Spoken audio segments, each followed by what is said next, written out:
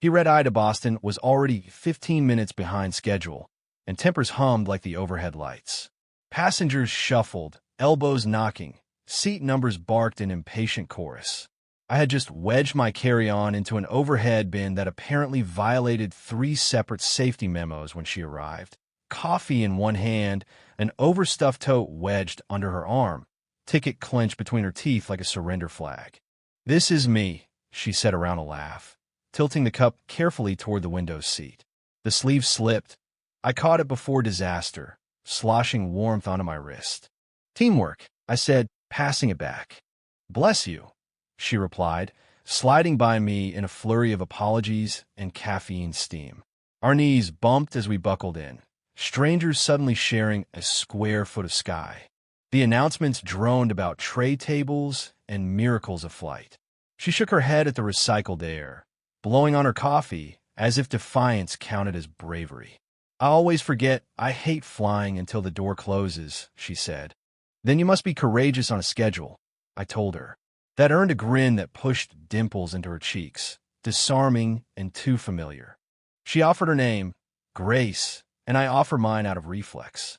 The engines thrummed, the cabin dimmed, and the smell of jet fuel folded into recycled breathing.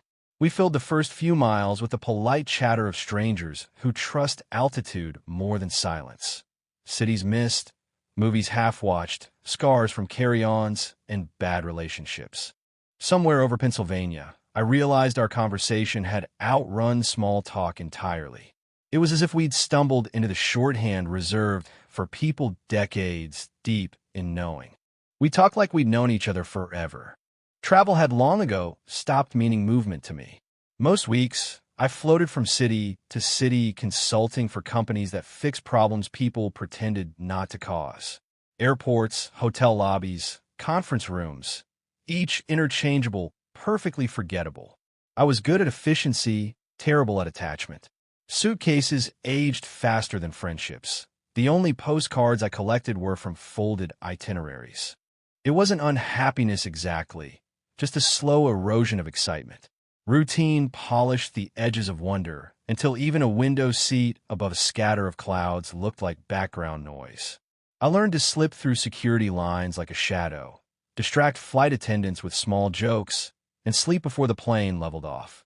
Fatigue disguised itself as composure. I wore it well enough to fool everyone, myself included. Tonight's flight home had blended into that quiet blur until Grace claimed the seat beside me. She brought color to monotony the way an open window startles a stale room. I'd learn later she was a trauma nurse back from visiting her brother stationed at an overseas base. He'd been injured, nothing fatal, she clarified, but enough to remind everyone back home how temporary life could be. "He's fine now," she assured me, while fitting her carry-on under the seat. But I needed to see him with my own eyes. Grace, I discovered, was the kind of person who remembered baristas by first name, tipped more than logic required, and recognized the same passengers on return flights without ever checking boarding groups. Her warmth was reflexive, casual, as if kindness were muscle memory. Somewhere over Ohio, the cabin settled. Seatbelt signs blinked off, tray tables multiplied with laptops, and paperback novels that no one ever seemed to finish. The hum of the engines became the night's soundtrack, accompanied by soft snoring from row 17 and the rhythmic click of cabin crew preparing coffee refills. Outside the oval window stretched ink-black sky studded with scattered frost and stars that refused to twinkle. Inside, we were sealed together, 30 strangers in suspended possibility. Grace shifted beside me, tucking a blanket around her legs. "You travel a lot, don't you?"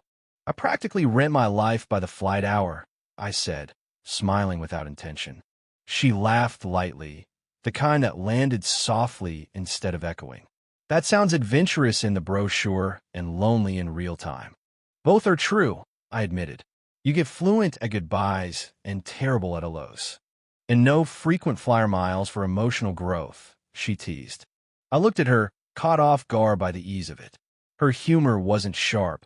It dissolved tension instead of slicing through it. There was no angle, no performance. Just that natural warmth radiating across the narrow divide of our shared armrest. The more we spoke, the more foreign my own composure felt. She noticed small details that most people missed: the flight attendant's lisp, the faint whiff of lavender from the cabin spray. She asked questions that required actual thinking, not the professional rinse-and-repeat answers I'd perfected for strangers. Where do you go when you finally stop moving? I didn't have one. She read that silence for what it was and didn't press further. It was an odd relief to sit beside someone who knew when to fill the air and when to leave it breathing. As the plane dipped slightly for turbulence, cabin lights dimmed to a blue haze. Passengers dozed upright with gaping heads against neck pillows. The aisle shimmered faintly with reflections from the monitor screens. Grace pulled her blanket higher, murmured something about never getting used to the sound of engines cutting through cloud. I assured her it was safer than driving, words worn smooth by repetition. Maybe, she said, eyes half closed, but at least on the ground, you can decide when to stop. The difference between us was laid out in that line. I'd master motion. She valued pause. My world existed between connections, hers within them. She leaned her head back, content to let silence finish our thought, while I sat watching the sky shift in a darker blue, wondering what it would be like to move through life with that kind of gravity. When another pocket of turbulence nudged the wings, she brushed my arm by accident and didn't apologize. Comfort settled where embarrassment might have lived. The plane smoothed, engines humming like a lullaby composed for everyone too tired to dream. The first jolt came without warning, a sharp dip that rearranged 300 heartbeats at once. The fastened seatbelt light chimed, and the plane shuddered, rolling left, then steadying like a hand apologizing for the squeeze. Grace's fingers seized the armrest between us. Her coffee rippled dangerously close to the lid's edge. Just a little turbulence, I said, practicing calm like an airline manual. Define little, she breathed through an awkward laugh, knuckles whitening. I decided joking was safer than silence. Statistically, this is nothing. You're more likely to choke on those in-flight pretzels that earn a genuine chuckle, shaky but real. She exhaled, loosening her grip a millimeter. You're terrible at comfort. I'm outstanding at denial, I said. Outside, lightning spiderwebbed faintly between distant clouds, a silent flicker swallowed by the dark. Crew announcements stuttered over the speaker. The cabin dimmed further. The engines leveled their growl, but Grace stayed tense. I offered a distraction the only way I knew. Conversation as antidote. Okay, I said. Name something you'd regret never telling a stranger on a flight you'll never see again. Her eyebrows lifted. That's a lot better than discussing pretzels. Low bar, I admitted. She stared out the window, measuring honesty. Fine. A small pause, thunder without sound. I was engaged last year. We planned a wedding, bought a sofa, picked curtains, everything you do when you're building a forever. 2 months before the date, he called it off. Said I never let him take care of me. I thought partnership meant not needing rescue. He wanted to be the hero. I wanted to be equal. Turns out someone has to play damsel for stories to stay romantic. Her tone wasn't bitter, though. More like wonder at how something so serious could dissolve so quietly. I'm sorry, I said. She shrugged. Don't be. The sofa still looks great in my apartment. We both laughed, softer now, the kind of laughter that mends pressure points. For a moment, we forgot the wind's insistence against the fuselage. Her question came next, quick but gentle. Your turn. What would you tell a stranger? My instinct was to dodge with humor, but she'd already proven allergic to pretense. I glanced at the seatback screen flashing time and destination. 3 hours, 42 minutes. I haven't called my dad in 4 years, I said finally. The words hit the air before I could grade their appropriateness. Why not? She asked, careful. We argued the last time we talked. Nothing spectacular, just the usual friction. He thought my constant travel was running away. I told him it was ambition. Neither of us was wrong, but I made sure he didn't win. Pride's a terrible co-pilot. For years, she repeated, quiet as the hum along the cabin wall. We text. I lied automatically, then corrected myself. I mean, he sends articles he thinks I'll like. I don't reply. It's a draw. Grace studied me like she was trying to find the part of the story that hurt most. You'll call him, she said. Not an order, a conviction. When? When you land. Or maybe after another flight. But you will. Something shifted in the seat space between us. Trust born of turbulence rather than time. The plane bumped again, less angry this round, just a reminder of altitude, but she didn't flinch. Instead, she opened the shared headphones from her pocket, split the earpiece cord, and handed me one. It's tradition, she said. When I'm scared, I play other people's stories louder. Indie harmony streamed through the static, low piano under breathy vocals. We sat in suspended companionship, two passengers confessing as though 30,000 feet erase consequence. Lights blinked along the aisle. Snoring merged with the drummer's rhythm. In that dim cocoon, truth became currency. She told me she hadn't taken a real vacation in 7 years. I admitted I sometimes booked flights I didn't need, just for the movement. She confessed she still wrote letters by hand and never mailed them. I told her about the postcard wall in my apartment, each one missing a sender. Between revelations, silence felt comfortable. For once, nothing to prove. When she smiled through half-closed eyes, murmuring, "Funny how this already feels like memory," I realized how much of life slips by while we chase permanence. For the first time in years, I wasn't planning my arrival. I was alive mid-flight, mid-sentence, mid-connection. Around us, the air still trembled, but somehow the cabin felt steadier, like honesty itself was keeping the wings in balance. Somewhere over the sleeping world below, I thought, maybe that's what intimacy really is, trust borrowed from strangers, knowing the landing might end everything. The captain announced that we had leveled off above the storm line, but it felt more like we'd left Earth itself. Window shades down, engine hum constant. The plane melted into that twilight where hours stretch and minutes lose courage. People slept in clusters of open mouths and drooping headphones.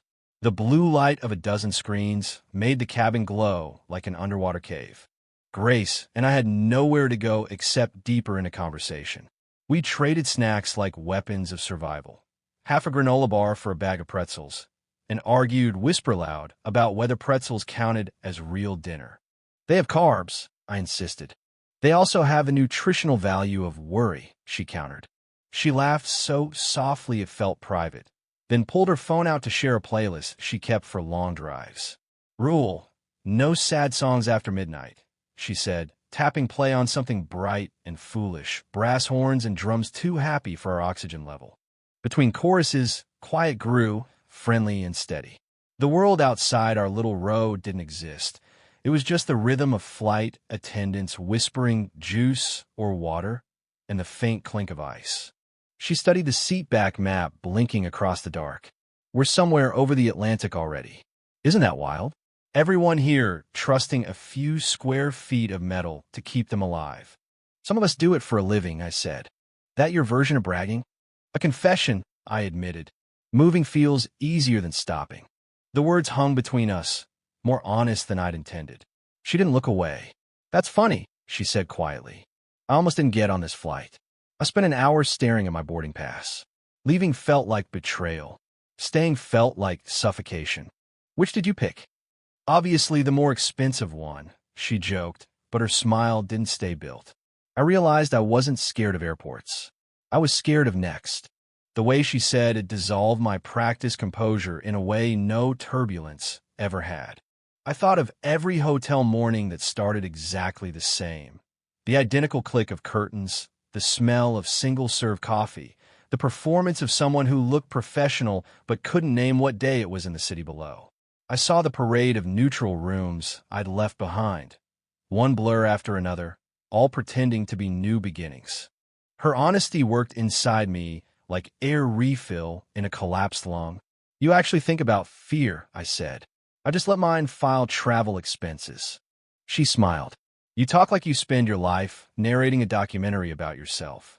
Bad habit from solitude. That and analyzing turbulence, she teased. We shared a tiny bottle of ginger ale. She pocketed the cap as a souvenir. Proof we survived 8% soda at 8,000 meters, she said.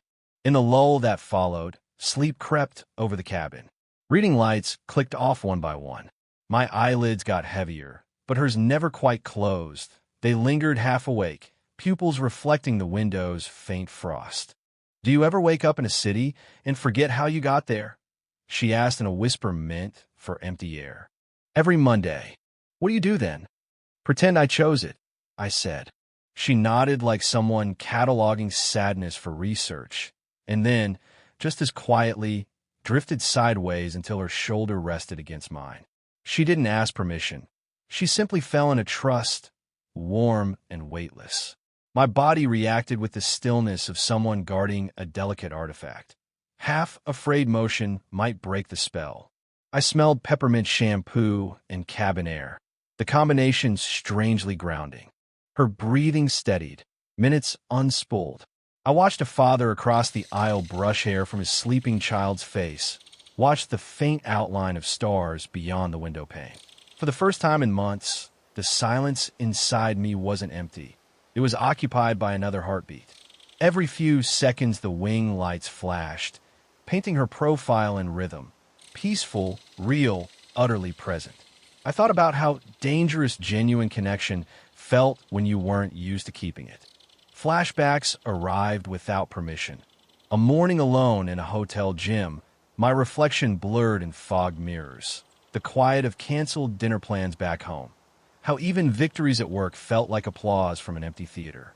I had gotten so good at sprinting through days that standing still now felt revolutionary. When the cabin light brightened slightly for meal service, I realized she'd woken. She rubbed sleep from her eyes, confusion softening into embarrassment the second she noticed her head on my shoulder. I drooled, didn't I? She muttered. Not obviously. She laughed, eyes half closed. Congrats on surviving close human contact. Thank you for the field study. The humor settled us quickly into quiet again. A flight attendant handed U.S. plastic trays. Her omelet looked like biology, mine like compromise. We swapped orange juice for coffee. No negotiation required. I hate eating in the air, she said, pushing food around. Everything tastes like vibration. Yet you do it anyway. Force of habit, she said, then looked at me. You ever think about what habits cost? I try not to itemize, I said softly. She leaned back, eyes studying me the way people study old photos for hidden meaning. You hide well, she said. In conversation, you're precise. That's what happens when you edit yourself before anyone else can. I laughed, startled by how true it sounded. Occupational hazard, I admitted. She nodded slowly. And I overshare to keep people from asking the wrong questions. Yet here we are, both exposed without meaning to be. The engines droned, loyal as background music. Passenger screens glowed with movies nobody would finish. Intimacy grew not from confession, but from endurance. Two people sharing hours in a pressurized tube, holding more truth than gravity could manage. I caught her watching the cabin light glance off the window. What? I asked. Just wondering how normal it is to feel like I've known you forever. I almost said it isn't, but stopped. Maybe recognition between strangers wasn't mystical. Maybe it was just the rare comfort of being fully seen and not corrected. Maybe we met in nicer versions of ourselves, I said instead. She smiled, slow, grateful. Let's keep that story then. The cabin tipped gently into another patch of unrest, minor turbulence that rattled the glasses, but not her expression. She glanced at me with mischievous calm. See, she whispered, you're rubbing off on me. I didn't even flinch. I wanted to believe her courage wasn't borrowed, but contagious. The truth. Empathy had transformed curiosity into connection, and connection into quiet necessity. We weren't flirting. We were simply existing past the polite limits of strangers. By the time the seatbelt light winked off again, I knew two things. Grace had gotten on this plane because she was afraid not to, and I would leave it more awake than I'd been in years. The captain's voice broke through the cabin murmurs, low and unexcited, as landing lights flickered on and the world beneath the clouds brightened into a half-awake dawn. A soft shuffle of seatbelts, sighs of relief, tray tables snapping closed. The spell of suspended time bled away one fast minute at a time. Grace stretched, brushing sleep from her face, her hair a tangle of static glow from the low overhead bulbs. "Well," she whispered over the engine's decrescendo, "looks like we survived both turbulence and honesty." "Barely, but it's a high-pass grade," I said. Outside the window, the sky divided into stripes of apricot and silver, the kind of colors that pretended to forgive. The plane dipped and found its purpose again, descending through layers of light like it was parting curtains. Everyone else seemed eager for ground, but we lingered in the small gravity built between two seats. Grace reached into her tote, pulled out a crumpled napkin, and began writing something with a borrowed pen. Her handwriting leaned the way her smile did, eager but slightly uncertain. When she finished, she stared at it a second before folding it once, twice. "What's that?" I asked. "Insurance," she said, and handed it over. Her email scrawled between a coffee stain and the airline's logo. She hesitated before adding, "Maybe connections like this work because they end." I turned the napkin between my fingers. The ink dotted faintly from the pen, blue marks like Morse code. "Or maybe," I said before thinking, "they work because we don't let them." Her eyes met mine, thoughtful and kind at once. That sounds dangerously hopeful for a consultant who lives out of airports. "I'm revising my business model." She smiled, almost shy. A small pause hovered, the kind that vibrates with what won't be said. The tires kissed the runway, a soft and weary thump, applause in certain cultures, resignation in others. The cabin erupted in emotion, phones lighting up, bags yanked from overheads, the choreographed impatience of arrival. We stood together in the aisle, the current of passengers pushing forward until we reached the doorway where the world rushed in again. The smell of jet fuel, the shout of ground crew, that first bite of earthly air. Grace looked ahead, not back, the way people do when they're reminding themselves not to. "Still," she said quietly, "thank for the company, Sam. Anytime we happen to share 30,000 feet." I answered, "Exactly," she murmured, and moved into the river of travelers. I followed a few steps behind, napkin folded in my palm like fragile proof of something both complete and beginning. Security lights threw long shadows across the jet bridge. The cold metal smelled faintly of morning and endings. A line of people stretched ahead, blinking like they'd just remembered their other lives. Halfway down, I slowed. The napkin weighed nothing, but carried all the questions I tried to ignore. Would writing actually change the story? Did every connection need continuation to be real? For once, I didn't want to fall back into the safety of motion without meaning. So I stopped, turned around, looked back toward the doorway as a final passenger exited. Not her. Grace was already gone, absorbed into the terminal's anonymity. A single color vanished into the crowd's blur. The flight crew smiled mechanically while ushering the rest of us forward.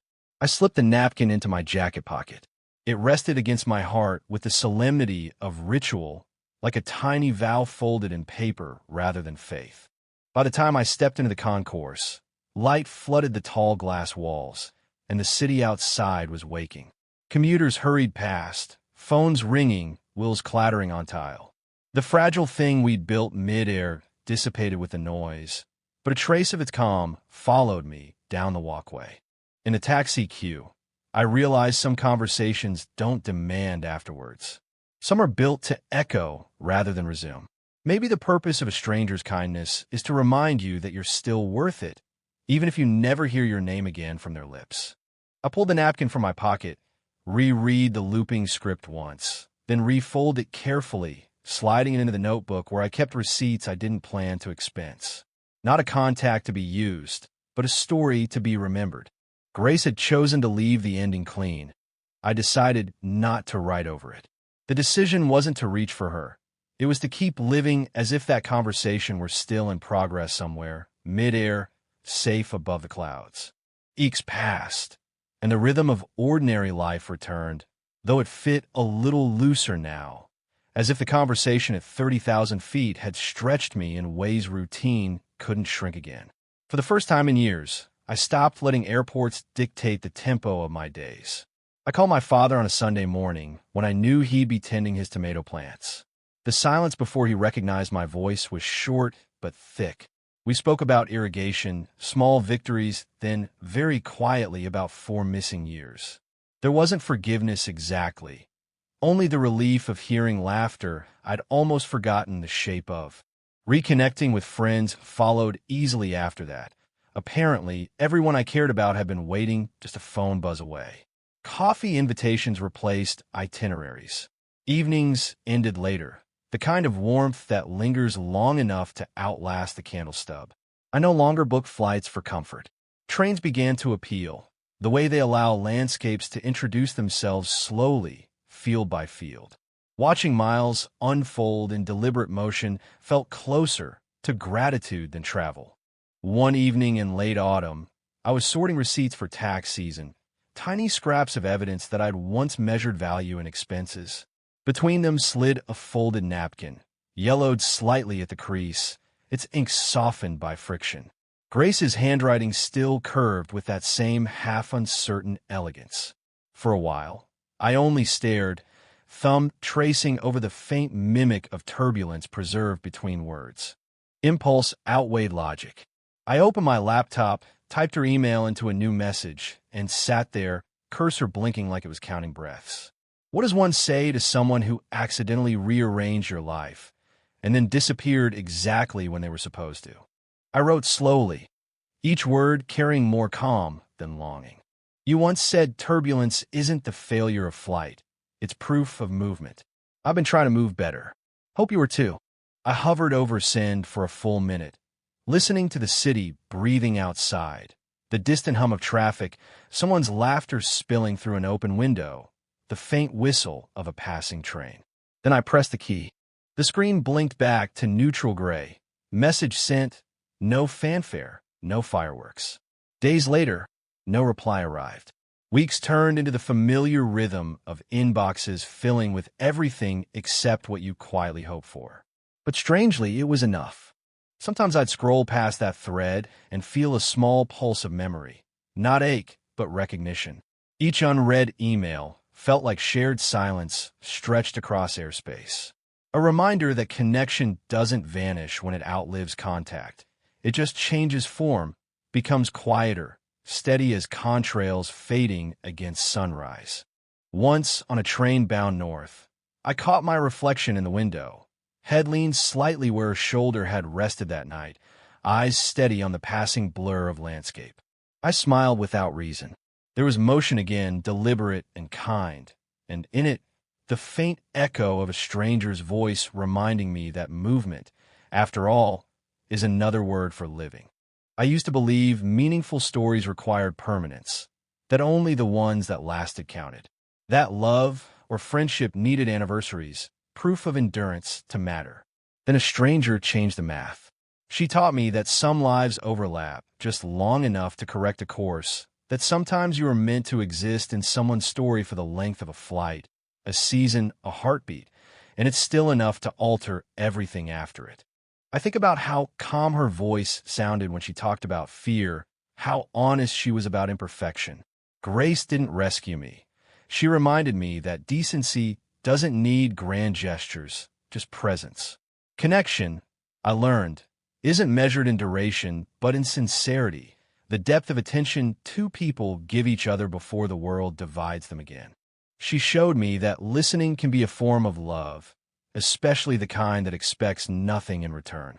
It's remarkable how a single conversation can reroute silence, how another person's ordinary honesty can echo longer than entire relationships built on noise. I don't know where she is now, if she still collects souvenir bottle caps, or if she ever reads the messages from wandering men who once borrowed her light. All I know is that her voice still travels with me, steady as jet hum against the weather, reminding me to move better, to look up more, to keep talking even when I'm afraid of goodbye. Have you ever met someone for a moment and found their voice still traveling with you long after goodbye?